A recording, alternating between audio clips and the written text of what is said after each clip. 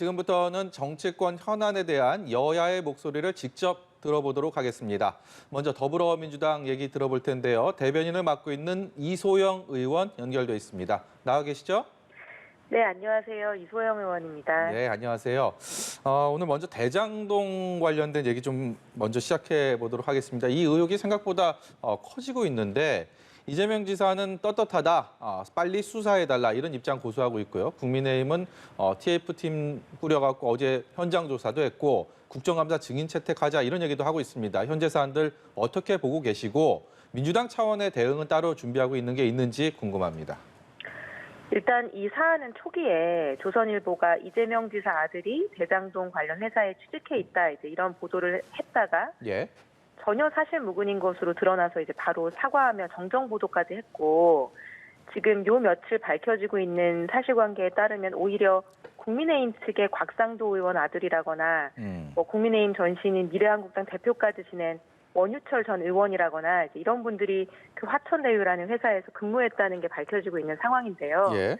지금까지 밝혀진 상황만 놓고 보면 이 화천대유라고 하는 정관계나 법조계와 밀접한 이 개발 회사를 처음에는 이재명 후보하고 좀 연결시켜 보려는 그 보도가 있었는데 오히려 국민의힘 쪽과의 연관성만 계속 밝혀지고 있는 상황으로 보입니다. 그래서 지금 현재로서는 이재명 후보와의 뭐 관련성도 아직 구체적으로 제기된 게 없고 이재명 후보나 뭐 그 캠프 차원에서도 굉장히 적극적으로 설명을 하고 있기 때문에 뭐 아직은 당 차원에서 나서야 되는 사안은 아니라고 생각을 하고 있습니다. 네, 이번에는 윤석열 전 총장에 대한 고발 사주 의혹과 관련된 이야기 나눠보겠습니다. 지금 국민의힘에서는 이제 제보 사주 프레임으로 대응을 하고 있잖아요. 그래서 박지원 국정원장 그리고 제보자인 조성은 씨와의 관계가 좀 이해가 되지 않는다라는 의견들도 많이 나오고 있는데 지금 이 상황을 민주당에서는 어떻게 돌파하시려고 합니까? 저는 일단 박지원 원장하고 조성은 씨가 만났고 안 만났고 하는 것은 이 사안의 본질도 아니고 오히려 그 본질을 호도하는 좀 물타기에 가깝다고 보고 있습니다. 두 사람이 친분이 있었다는 거 말고는 지금 의혹의 구체적인 내용이나 근거도 없는 상태거든요. 그리고 뭐 두 사람의 만남은 사실 처음부터 박 원장 자신이 흔쾌히 확인을 해주면서 뭐 수차례라는 언급도 했었기 때문에 지금 뭐 몇 번 만났다 이런 것들이 새로운 사실도 아니고 문제가 있는 만남이라면 그렇게 확인을 쉽게 해주지 않았었겠죠. 그래서 오히려 이 사안의 본질을 제대로 봐야 된다고 생각을 하는데 지금 검찰 내부에서 고발장이 작성돼서 국민의힘에 전달됐다 하는 것은 어느 정도 사실로 밝혀지고 있는 상황이 아닌가요? 그래서 그런 상황을 고려하면 이게 고발장이 접수됐을 때 그것에 대해서 가부 판단을 해야 되는 검찰이라고 하는 기관이 오히려 고발장을 만들어서 야당에 고발을 하라고 사주를 했다? 그 있을 수 없는 일이고 만약에 또 그런 행위가 검찰총장 개인이나 그 가족을 비호하기 위해서 이루어졌다고 하면은 그것은 검찰 사유화라고 볼 수밖에 없는 굉장히 중대한 사안인데요. 고발장 작성이나 전달 과정이 지금 법무부 감찰이나 공수처 수사를 통해서 밝혀지고 있기 때문에 그런 사실관계 밝혀지고 나면 사안의 본질에 대해서 우리가 뭐 가정하지 않고 조금 더 정확하게 얘기할 수 있게 되지 않을까 싶습니다. 그리고 내일부터 추석 연휴가 시작이 되는데요. 추석 이후에 이제 호남 지역 경선이 치러지잖아요. 현재 민주당에 대한 민심 그리고 지역 경선에 대해서는 어떻게 전망을 하고 계십니까?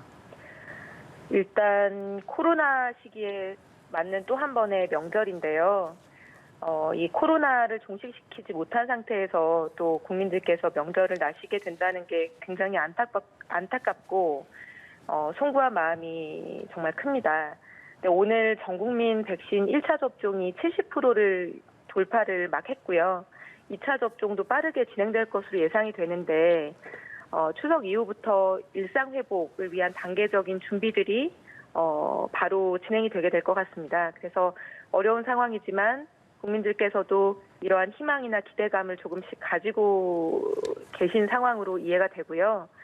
민주당 지역 경선에 대해서는 뭐 제가 결과를 뭐라고 전망하는 것은 어렵지만 뭐 이 후보 각 캠프들이 추석 연휴에도 이제 지역을 돌면서 국민 여러분 그리고 당원 여러분 다양한 민심 청취하고 반영할 것이기 때문에 그 결과가 경선 결과로 이어지지 않을까, 나타나지 않을까 생각을 합니다. 네, 이소영 대변인님 마지막으로요. 짤막하게 지금 호남 대전 이렇게 말씀을 하셨는데 이거 앞두고 이재명 후보랑 이낙연 후보 간의 갈등이 다시 또 고조되는 느낌입니다. 여기에 대해서 좀 우려감이 드는 분들도 있을 것 같은데요. 어떻게 생각하십니까?